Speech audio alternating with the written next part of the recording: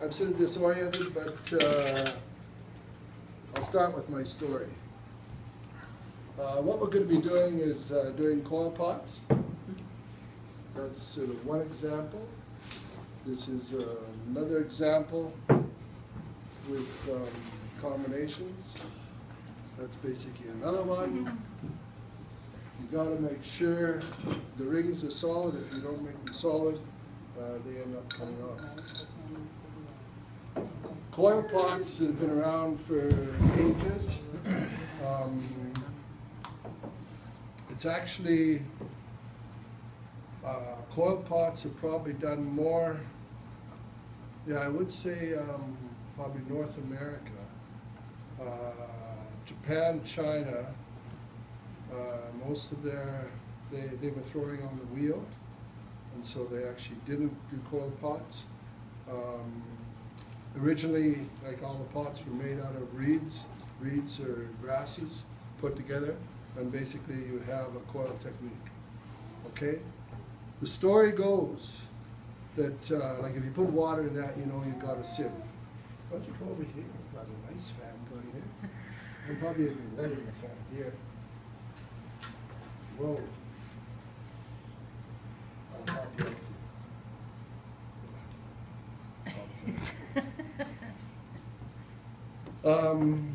So if you put water in here, it's definitely not porous and it'll just go through.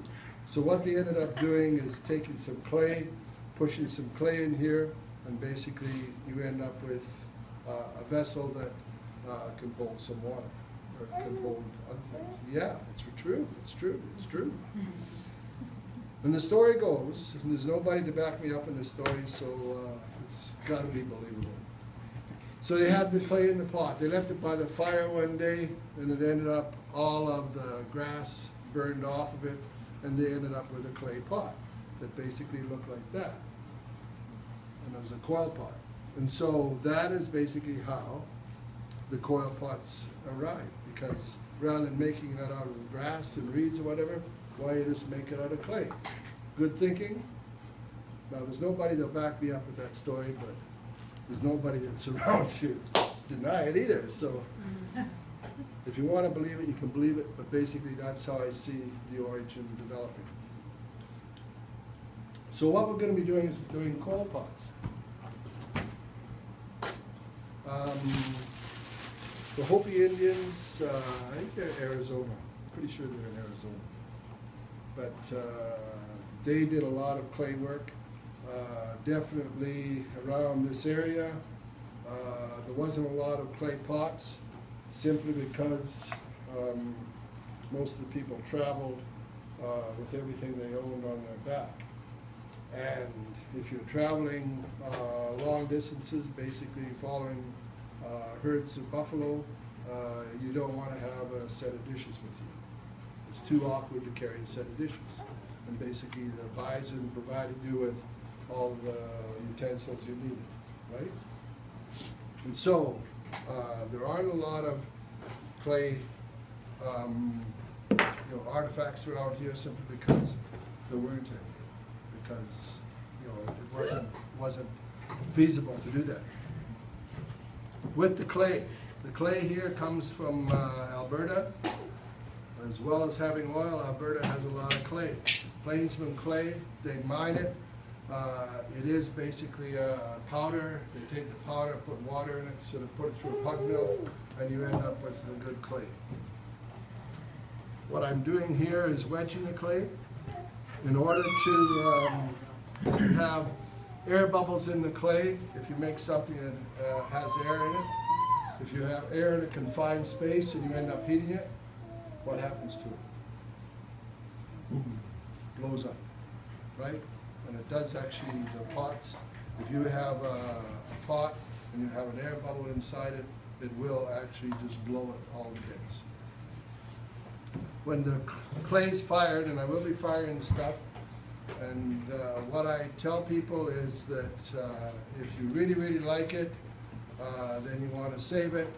You're saving it for your great, great, great, great, great, great, great grandchildren, because it will last that long. Basically, when it's fired, you turn it to stone. If it's not fired, it can be recycled all the time. My mom still has something in her drawer ever since I was like a little kid who made in school. I think like grade 2 or 3, a little painting on a rock. Like it's still sitting in her drawer, and a little hand drum, like a little drums that you make art class. She still has those sitting in her drawer. Yeah, I actually have the first piece I made too. Why I got into clay is I was in university. Rob was talking about his major. I was a social science major. I had sociology, psychology, economics. Basically, that's what I was interested in. And then one spring, I took a pottery course. I really, really loved it. I just thought it was the greatest thing that I've ever seen. And so at university, I've taken, I don't know, at least a dozen pottery courses. When I was going through university, I actually paid my way through university by making cups and making mugs, making bowls, candlestick holders and things like that. Sold them at the sales. We had a sale in the spring, a sale at Christmas time, and I made enough money to, well, I wouldn't say pay my tuition or whatever, my parents paid that, but I did have enough money for spending money and stuff like that, just working with clay. And it is something that I really, really love. As I said, I do pottery. I don't do a lot of pottery, simply because in my life, I didn't want to become a starving artist. Everybody knows the starving artist. If you want to be an artist, you probably 1 in a million can make a living at doing art. Everybody else can't. And so I made more money, as I said, in construction, made more money in construction. People pay me lots of money an hour, and there's no way I can make pottery and sell it for what I can make an hour if I'm swinging a hammer. Well, if I come teaching, I can teach you how to do things. So if you wedge it, and basically I'm making the clay plastic. Clay is a plastic medium. Guitar strings, you need guitar strings because you simply take it, cut pieces off. What's really neat is you can take it, do all sorts of things with it, and you make a really neat on the side. So coils. I really like working with clay. Some students don't like it simply because they say, well, you get dirty or whatever with it. But really, I don't know, like it all washes off, and it's really nice to get the feeling of it. And it'll give you some feel. Have a feel for it, yeah. It's good stuff. So with the coils, I just did this last 2 days in Brandon. What I told a few ladies, and that I have had some people that are doing some braiding with coils, and I wish I could show them with you, but I can't. But they did a coil pot, and about every 3 coils they did a braid around the pot, and it was really, really nice. So the pot, basically, you've got a center for the bottom. Everybody knows what a toothbrush is for. This is the second use of a toothbrush. And it's probably the only time in your life that you won't have a problem sharing toothbrushes. That's just water? That's just water. What I do is the toothbrush gives it a little texture to it, and so it loosens it up. When you start to coil it up, I'm just coiling it like a snail.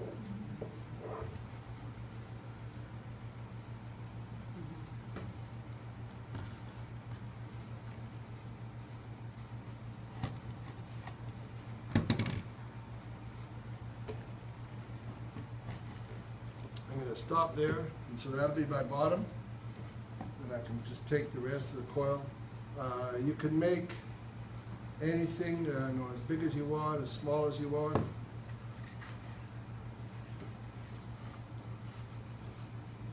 My coils are fairly thick too. I'd like you to probably get them thinner. Said if you want to research something, have a look at the Hopi Indians and the pots that they do. Like they're really, really amazing.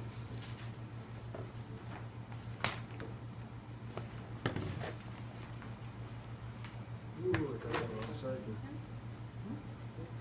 When you do a coil, before you do the next coil, take your toothbrush, work around it.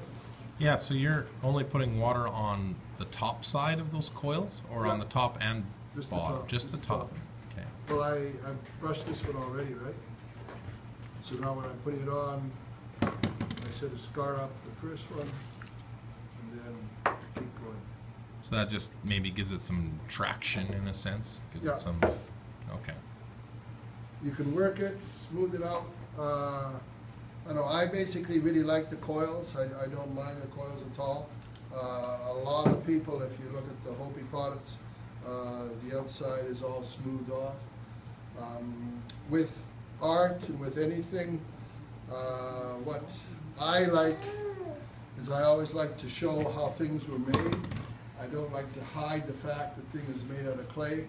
If you want to make something, if you want a bowl that's really, really smooth or something like that, then the coil technique is probably not what you should do. You should probably be throwing the pot on a wheel. Has anybody seen that? Just in the Somebody movies. throwing pots?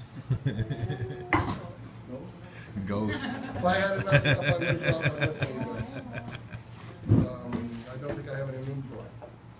Yeah, I'm not into Ghost. Not into it? No. The other thing I wanted to show you, probably before, if you're doing probably early years, you can make a really nice bowl. I've got a bunch of these bowls. These are really heavy-duty styrofoam. The light styrofoam doesn't make it. You need the heavy stuff.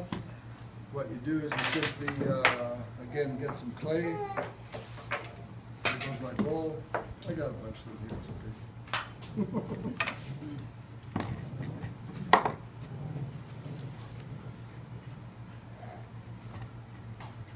So those, those pizza stones, you know what I'm talking about, a pizza Yeah. stone? Would that be made out of this kind of clay and you Yeah. fired it, Yeah. or This same is money? fired clay, yeah. Okay. Even the Pampered Chef, because those are so good. Stokes and Brandon sells them. They're only about $14. Oh yeah. Uh, So it's just clay. Right, It's yeah, just fired clay. Okay. My wife is actually coming this weekend. Oh, But okay. I'll tell a story about it. Yeah. Don't tell. When we met, I was about 30 years old or whatever, and we met, and I had a whole set of porcelain stoneware dishes. Like I'm talking, I've got the plates, I've got the bowls, covered, what do you call it, like a pot, like a bean pot sort of, and casserole dishes, large serving plates, cups, mugs, what do you call it, saucers for them too. Like I had everything. Today, out of that set, I think my daughter has 3 pieces. Through the time that the children grew up and everything else, I lost all my dishes. But I have wonderful children too.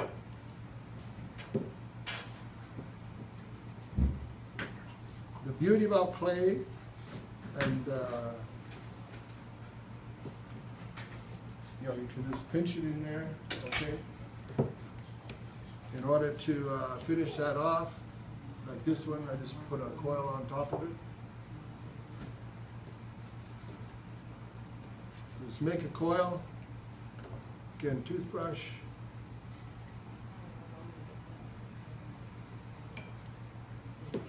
My coil is not long enough to do that. Stores it on actually. Start again.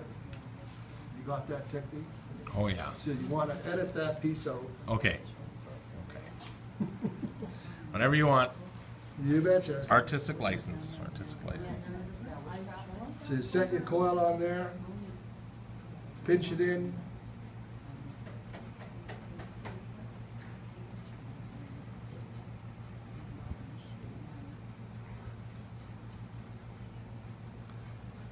When you work with clay, sometimes it'll crack up on you. Don't worry about it too much. You know, the older you get, you start cracking up anyway, so in more ways than one. You can edit that out. Okay, yeah, for sure. The pottery or the person? Uh-oh. Everything. Yeah, your hands get cracky and whatnot, but oh well.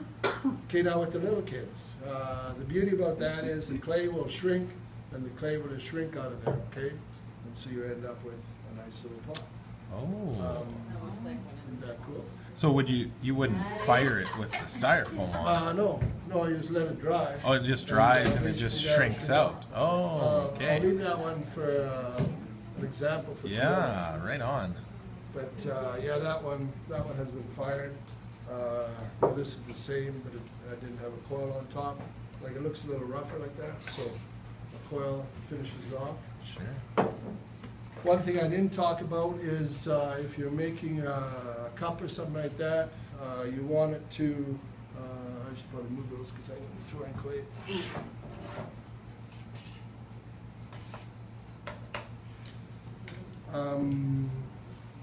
With a cup, you're gonna touch your lips with it. You wanna have it pleasant feeling when you touch your lips, so you don't wanna have it really, really coarse. Like definitely this one, you probably wouldn't want to drink out of that. But it's pretty rough, eh? So if you want to make a cup, then make a nice lip so it will touch your lips and you don't think it's terrible. Is there some type of like if you had a plate, I'd be worried about the food and the clay. I mean, is there a gloss or something you'd put on it? If the clay, this is basically glazed and this one is glazed. These are not glazed. We won't be glazing things because that's a whole nother firing process. Okay, sure. So I'll just give you the clay like this back. You can just paint it. And if you're having food or whatever, then the glaze on it is basically you coat the clay with glass. Oh. Okay, so it's basically Wow. the glass that's in there. Actually, in Manitoba, there's quite a few places that have natural clay. Some of the clay does have a lot of silica in it. Then it fires at a lower temperature, and it actually just would turn to glaze. And so you could actually use some of the clays for glazes. But if you are experimenting with clay, be careful of your kiln because fire pieces first. Like if you find natural clays can be used, but be careful of what, because some of them, if you have a whole bunch of things made out of clay and you put them in a kiln and fire, maybe the melting temperature is 800 degrees or something. These are fired about 1200. So if the melting temperature is 800 degrees and you fire at 1200, you open up your kiln and everything will be a puddle. So you need a consistent clay, something that is. So that's why. That's why Plainsman. A Plainsman. box of clay is roughly $30 or something like that. Oh, okay. So it's not too bad, and the clay does. There's 6 boxes I brought for the class, Oh, wow. so it should be enough. Okay, now I want everybody to do the coil pot, and now if you do the coil pot. What I want you to do is, I never told you about fossils. Said I'm not organized here, but, okay, before that's upside down actually. Christmas vase. What's this one? Oh, that's another coil pot. Well, with coil pots, you can do, different things. As I said, some people Sort of braided the coils and then put a roll of braids around. Looks really nice. That's cool. Okay, I'm going to backtrack for a second here. If you're teaching geography, science, how many people teach fossils? You know what fossils are? Yes? Yes? You look at me like, fossils? What's he talking about fossils for? Okay, with clay, definitely you have a nice little creature that comes, this is thousands of years ago, comes down the river or whatever and gets stuck in the river, gets in the sand, you've got sand builds up, and then you've got volcanic reaction, and volcanic reaction basically fires the clay, and you end up with the imprint, I guess, of the creature, and that's a fossil. When you're talking about fossils, as I said, one thing's little starfish, small starfish, seashells. If you're teaching fossils, that's, who's a science teacher? It's an invertebrate? Vertebrate? I don't know. It's one of those braids. Yeah, it's one of those things. But, one of those things, I don't teach science, I just pretend I do. But, if you're doing that, find my creatures here. Said I'm a bit disorganized.